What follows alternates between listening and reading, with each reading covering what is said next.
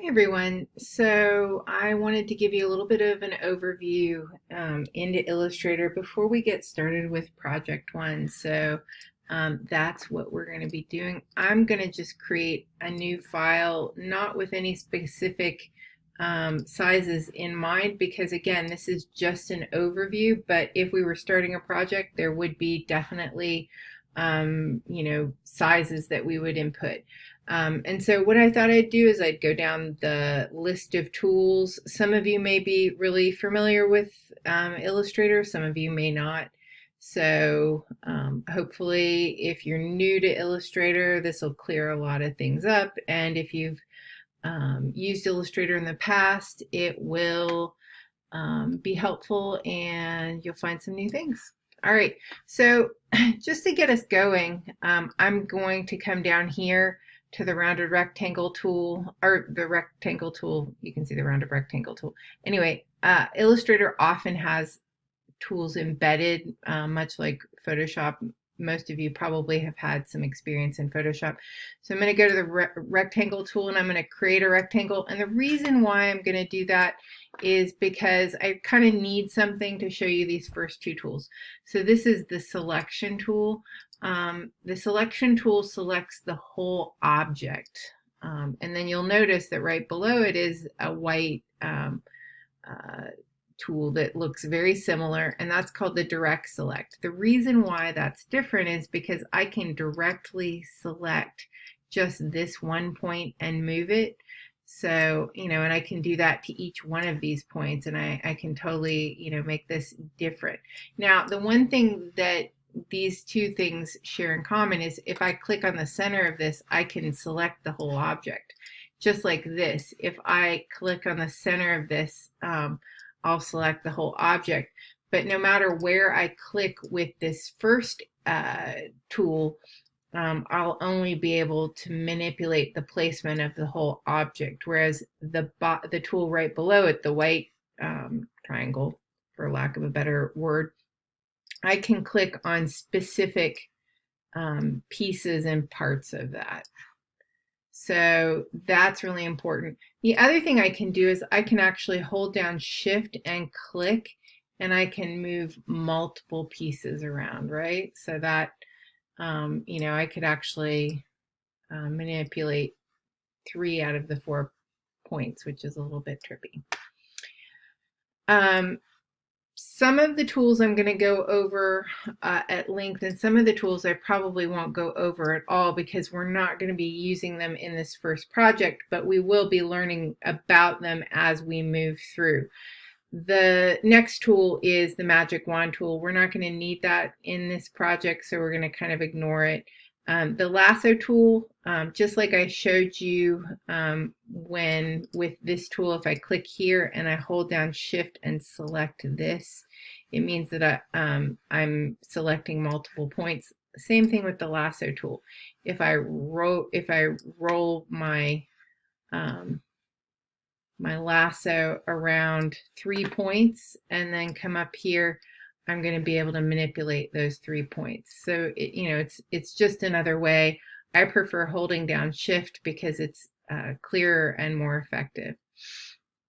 The next tool we're going to spend a lot of time with, and it is the pen tool, and this is really how you draw. I know that people look and see the paintbrush tool, and the pencil tool is probably somewhere around here. But really the tool that you're going to use to draw with is this pen tool.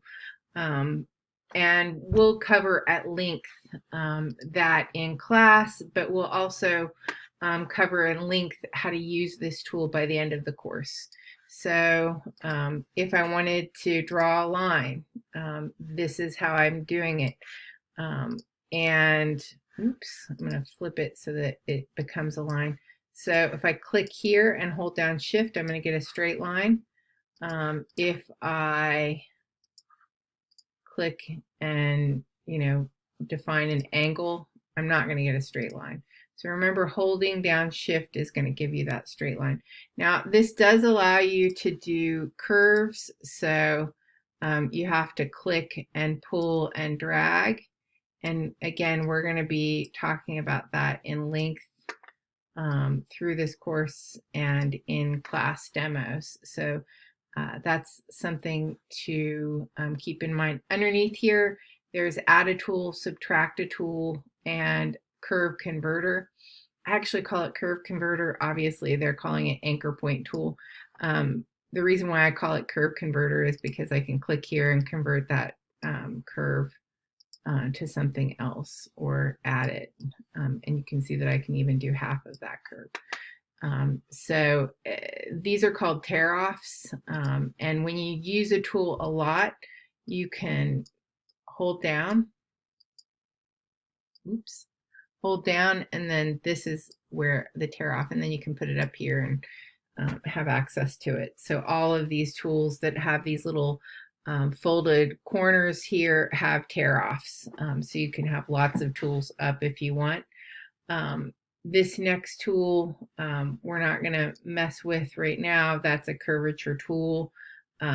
Type tool we are actually going to be using a lot of in this first assignment, since this is about this project is about typographic anatomy.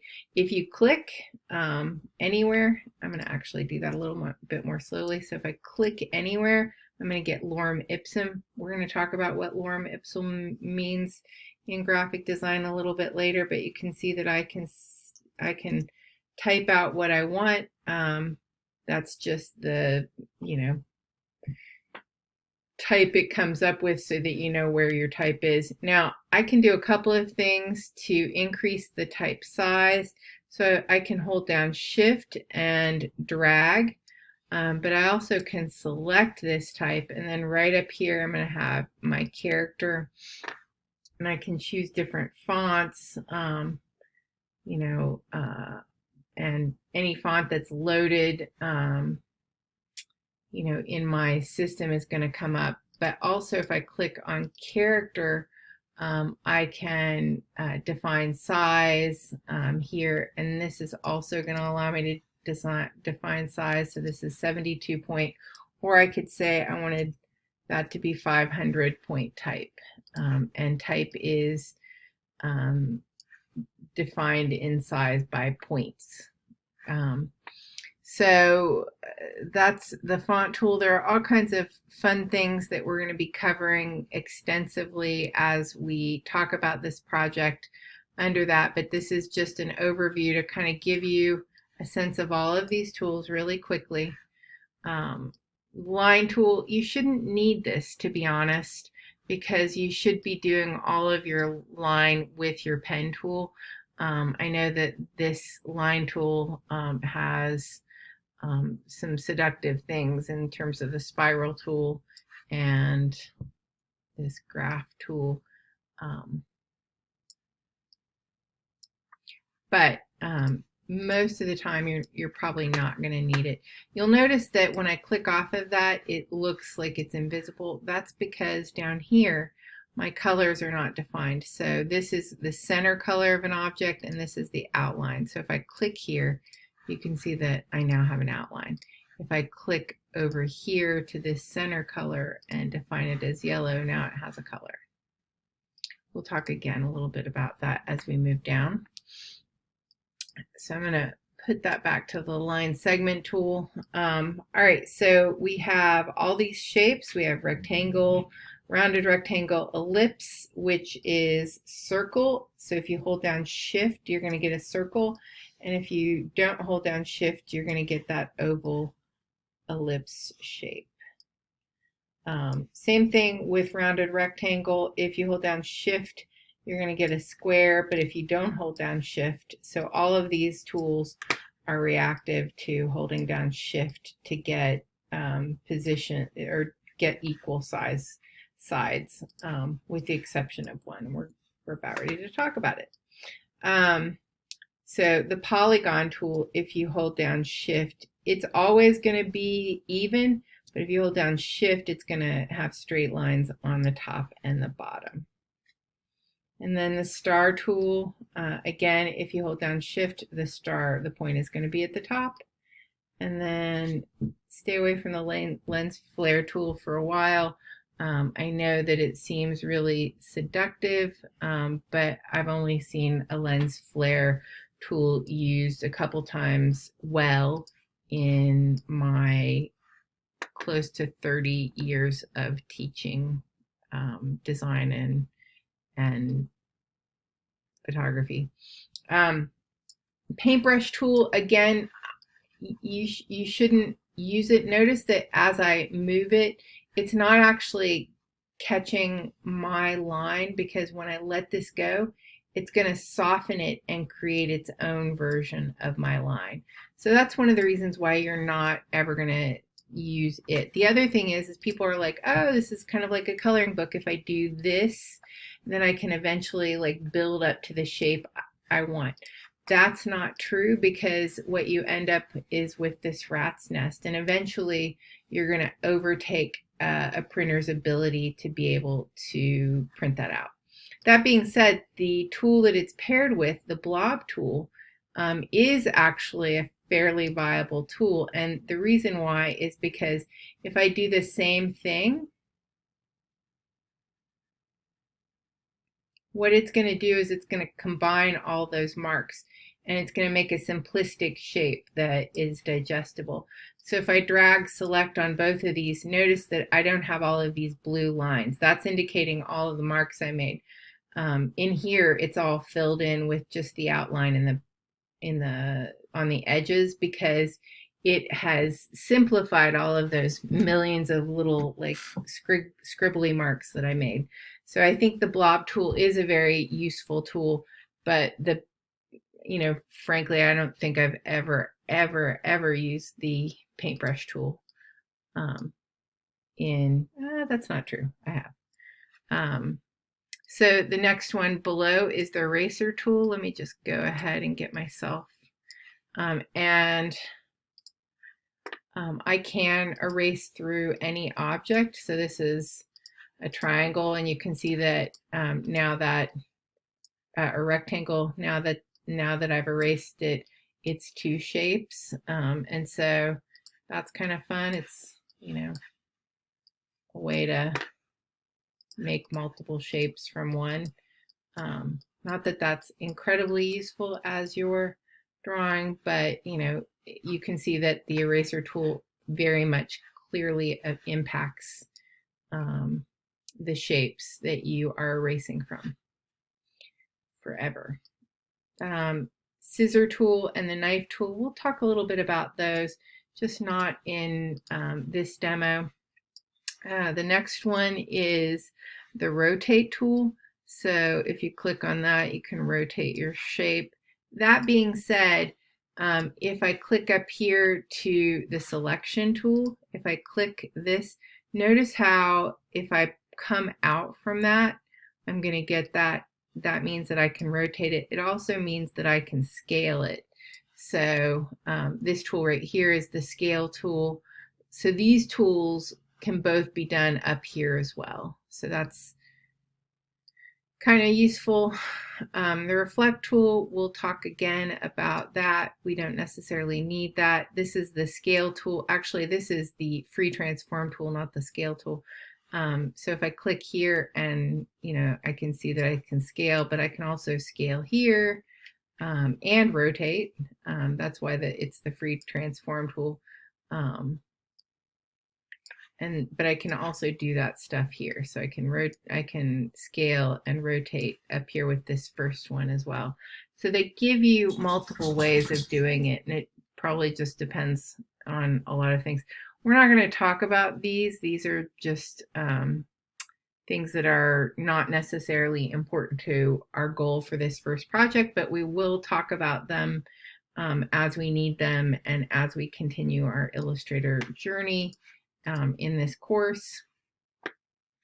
Again, shape builder, we don't need it. Perspective tool, again, we don't need it. Mesh gradient is actually really, really cool, but we're not going to talk about it now because we're going to be talking about it in later demos when we have a longer amount of time.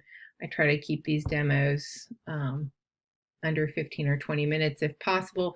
This is also a gradient tool. We'll talk about that later. Eyedropper tool, again, not something necessarily that we need for this project, but we'll definitely be talking about it in project 2. Blend tool, again, we don't need that, you know, and we're getting an overview for this first project. Symbol spray tool, again, we don't need to use that in this project. We don't need to use this in this project. We hopefully don't need to use this in this project because it meant that you didn't set up your artboard. This slice tool is a web tool, so it's not necessarily needed for, you know, any of the stuff that we're doing. It's for slicing graphics apart in smaller bits when you're developing web pages.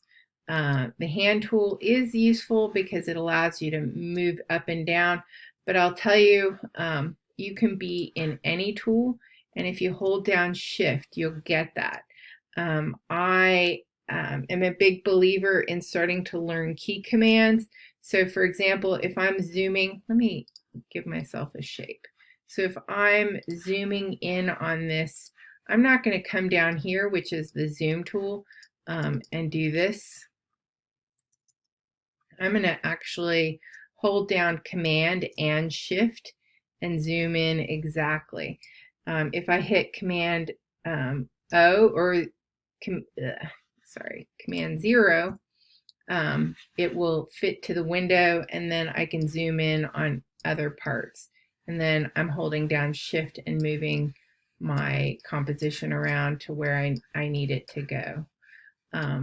So last thing I want to talk a little bit about, but again, we're not going to actually be using color in this first project, but we will be using grayscale, is this down here. Again, this is the fill color and this is the stroke color. So let's click on this and make this stroke a little bit more apparent. So let's make the fill black and the stroke orange, and you can see a little bit of that stroke, but if I make the stroke 10 points, you can see a lot of that stroke. And you can see that stroke is editable up here. Oops, I gotta have it selected. You have to have your shape selected, so that's a 100-point stroke, and this is a 5-point stroke.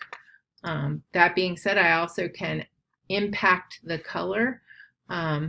So we didn't talk about the eyedropper up here, but we will talk about it for a little bit now. So the color that you have on top, you can see the black color is on top and the orange is on bottom, but if I click on that orange, the orange is on top. That is telling me that that's the color that I can actively impact. So if I come up here to this eyedropper and select green, you'll notice that it's going to move to green. So if I come over here and select that black and it's on top, then I can select blue. So we're going to go ahead and stop this first demo. I hope it was helpful. This is just to get your feet wet to understand a little bit about what those tools do. And then we are going to go in deep through the entire semester. Thank you. Bye.